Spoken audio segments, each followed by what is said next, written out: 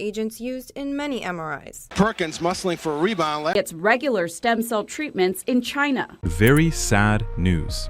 At 86, the tragedy of Chuck Norris is beyond heartbreaking. And before you think you already know this story, stop. You don't. Because the man the whole world turned into a joke about being indestructible turned out to be the most human of all. He cried. He bled. He sat beside a hospital bed for 5 months straight, sleeping on a couch, reading books out loud to the woman he loved, praying she would survive one more night. The memes got his fists right, they got his kicks right, but they missed everything that actually mattered. The real Chuck Norris was not the man who could stop a clock with his face. He was the man who refused to walk away when life got unbearable. He was the man who chose love over fame, again and again, in ways nobody ever saw. And in March of 2026, the world finally had to face what that truly cost him. If this story is already hitting different for you, tap the hype feature and give this video some hype right now, because what you are about to hear goes so much deeper than anything the internet ever told you about this man. On March 10th, 2026, Chuck Norris turned 86 years old, and he did what Chuck Norris would do. He posted a video of himself sparring in Hawaii. He looked at the camera with that familiar, quiet intensity and said the words, "I don't age, I level up." The world laughed. The world cheered. Comments flooded in from millions of people who had grown up watching him kick bad guys through windows. It felt like proof that some things never change. That felt like forever. 8 days later, on March 18th, he was rushed to the hospital after a sudden medical emergency. The next morning, March 19th, 2026, Chuck Norris passed away at his home on Kauai, Hawaii, surrounded by his family. His family released a statement saying he was at peace and that he had lived a life defined by faith, purpose, and an unwavering commitment to the people he loved. Arnold Schwarzenegger called him a badass, in real life and in Hollywood. Sylvester Stallone called him all-American in every way. And the rest of the world went quiet. Because somewhere underneath all the jokes and the roundhouse kicks and the impossible feats, there was a real man. And now, he was gone. To understand why his passing hit so hard, you have to go all the way back to the beginning. Not the Hollywood beginning, not the tournament trophies or the action movies. You have to go back to a small town in Oklahoma, to a little boy who had nothing. Carlos Ray Norris was born on March 10th, 1940 in Ryan, Oklahoma. He was not born into strength. He was born into struggle. His father, Ray D. Norris, was a World War II veteran who battled a serious addiction to alcohol. That addiction rippled through the entire family. It meant shame. It meant instability. It meant that young Carlos spent his childhood moving from place to place, town to town, 16 times before he turned 15 years old. He described himself as a shy kid who never excelled at anything in school. He was a loner. He was embarrassed. He was the kind of kid who blends into the background because the background feels safer than being seen. His mother, Wilma, held things together with her Christian faith and her quiet strength. She gave him a moral foundation even when everything around them was falling apart. She taught him that your circumstances do not have to define you, that perseverance is its own kind of power. Those lessons would take years to fully sink in. But the damage was done in other ways too. The boy who would one day be called the most dangerous man alive grew up feeling like he was nobody. He had no reason yet to believe that would ever change. That began to change in 1958. Chuck Norris enlisted in the United States Air Force at 18 years old. He signed up as an air policeman, a job that put him in charge of protecting others, which may have been the first time in his life he felt like he had real purpose. The Air Force sent him to Osan Air Base in South Korea, and that is where everything changed. He stumbled into a Korean martial art called Tong Soo Do. He joined the base judo team first, just to stay busy, just to have somewhere to be. But Tong Soo Do grabbed him in a way nothing else ever had. He was not a natural. He was not talented out of the gate. He was a grinder. He stayed later than everyone else. He drilled the same movements hundreds of times when others went to bed. He outworked every person in that room, every single day for years. When he came back to the United States in 1962, he was not the same person who had left. He had found the thing that would define his life. He built on that foundation relentlessly and patiently. He earned a black belt in Tong Soo Do, then judo, then expanded into other disciplines. He became the first Westerner ever to earn an 8th degree black belt in Taekwondo. He founded his own martial art called Chun Kuk Do, and from 1968 to 1974, he was the world middleweight karate champion for 6 consecutive years. He retired from competition completely undefeated. Nobody ever beat him. That was not a meme, that was a fact. But underneath all of that success, there was a wound that never healed, and it would shape everything he did for the rest of his life. In July of 1970, Chuck Norris was at a karate tournament when his phone rang. It was his mother. She was sobbing. His younger brother, Wieland Clyde Norris, had been killed in action during the battle for Firebase Ripcord in Vietnam. Wieland had followed his brothers into military service. He had gone to fight for his country. On the day he died, he had volunteered for point duty, the most dangerous position in the patrol. He had spotted an ambush first. He had shouted a warning to his unit. That warning saved the lives of his fellow soldiers, but it drew all the enemy fire directly onto him. He gave his life so others could live. Chuck Norris was a man who had spent years mastering the art of combat. He could take down anyone in a room. He had trained harder than anyone, and he could not do a single thing to save his brother.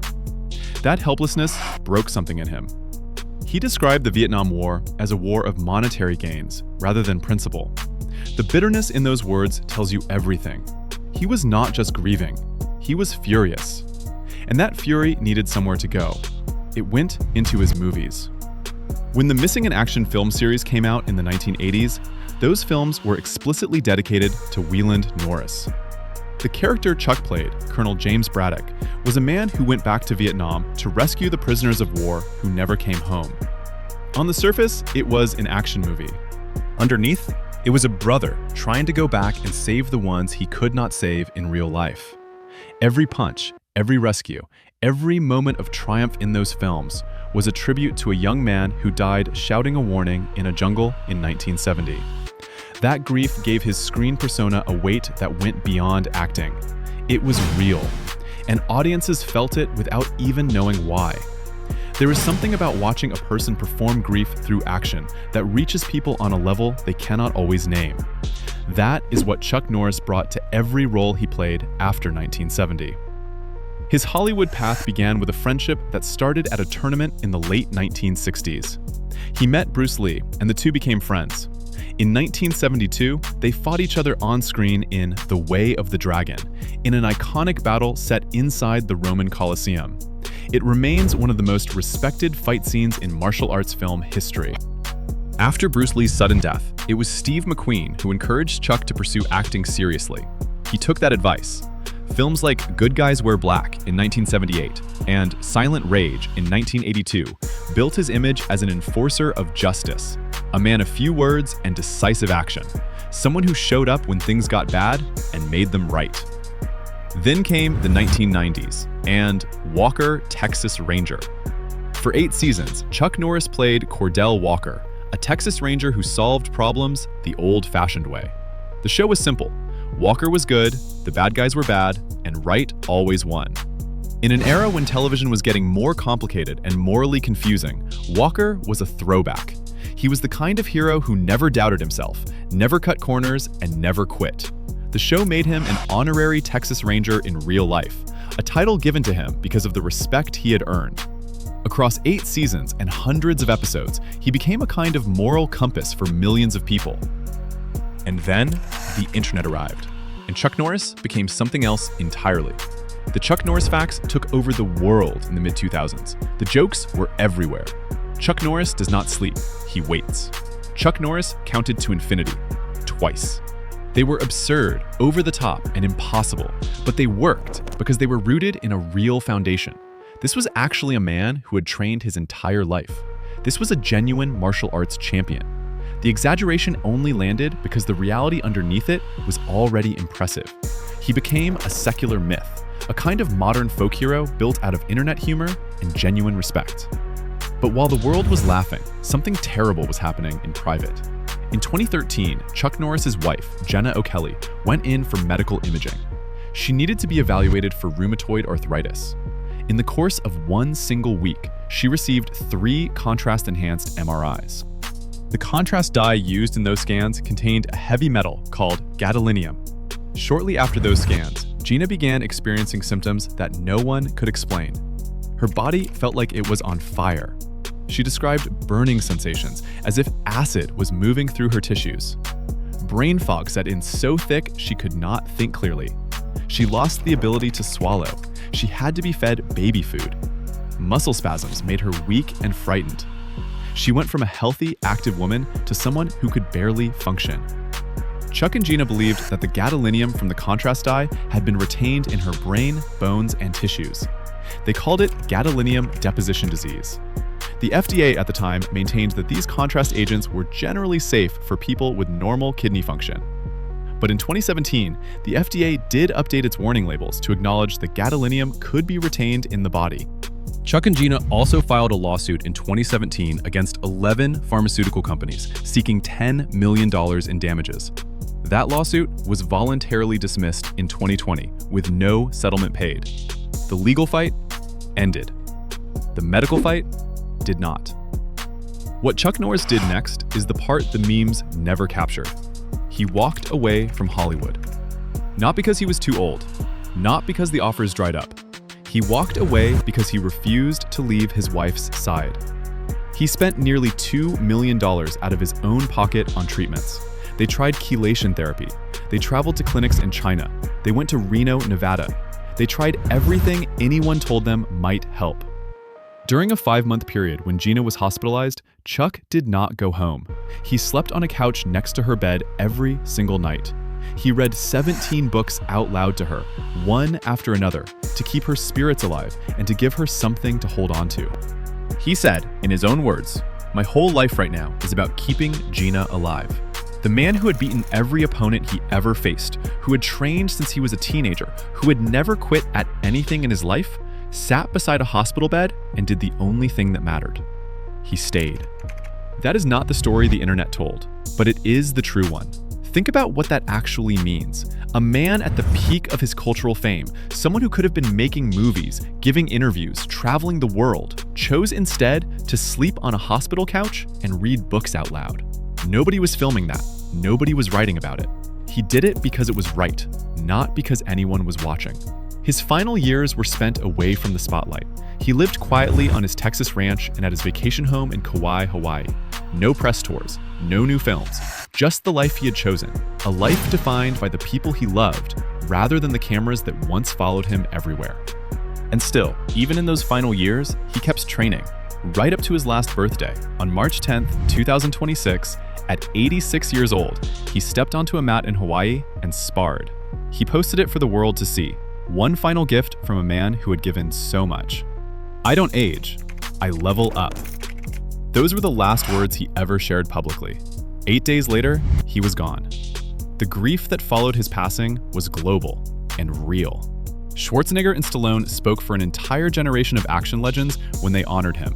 But the tributes that meant the most were the quieter ones, from people who had never met him, but had felt his influence in ways they did not even realize. Because Chuck Norris did something that most celebrities never do. He built something that will outlast his name. In 1990, he founded Kickstart Kids with the support of President George H.W. Bush. The program brings martial arts training into public schools, specifically targeting at-risk students.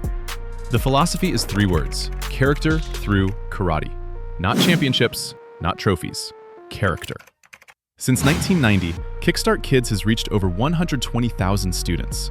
As of 2026, around 9,500 students in 59 schools are enrolled in the program. These are kids who might have had nothing to hold on to. Kids who might have looked a lot like a shy boy from Oklahoma, who kept moving and never felt like he belonged anywhere. Chuck knew exactly who those kids were. He had been one of them. In 2026, Kickstart Kids announced a tribute event called A Lasting Legacy, Tribute to Chuck Norris, with a gala scheduled for September 24th, 2026. The goal is to launch an endowment that will keep the program running long after the man who started it is gone. His vision of building strong moral character in young people will continue. That is not a small thing. That is everything. Here is what the memes missed. They made Chuck Norris into a god, unkillable, unstoppable, above human weakness. But the real man was never that. The real man grew up without a father who was present in the way a father should be. He lost a brother to a war that he believed never should have been fought the way it was. He fell in love and watched the person he loved suffer in ways he could not fix with any of the skills he had spent a lifetime building. And he stayed anyway. He stayed and he fought in the only way he could, with his presence, his money, his time, his voice, reading books in a hospital room. True strength is not about never falling. It is about who stays beside you when you fall. Chuck Norris spent 30 years teaching the world what strength looked like with his fists and his films. And then he spent the last chapter of his life teaching the world what it actually means by refusing to leave. The tragedy is not that he died. The tragedy is the quiet years the world missed. The sacrifice that happened off camera. The love story that never made headlines because it was too private and too real for Hollywood. The triumph is that none of it was wasted. Gina survived. The program he built is still growing. The kids in those 59 schools will carry something forward that they may not even be able to name yet. A belief that discipline matters, that character matters, that you can build yourself into something even if you start with nothing. He proved that at every stage of his life. He proved it in South Korea on a base judo mat. He proved it in 6 straight years of tournament wins. He proved it on a couch beside a hospital bed. And he proved it in 120,000 young lives that were shaped by a program he cared about more than any movie he ever made. That number, 120,000 lives, is not a statistic. Each one of those is a kid who learned to stand up straighter, think more clearly, and believe they were worth something. That is a legacy no Hollywood blockbuster could ever match.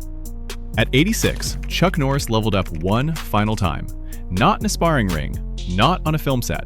He leveled up in the way that only comes from a life fully and honestly lived, with scars, with grief, with love that cost him everything and gave him more than any trophy ever could.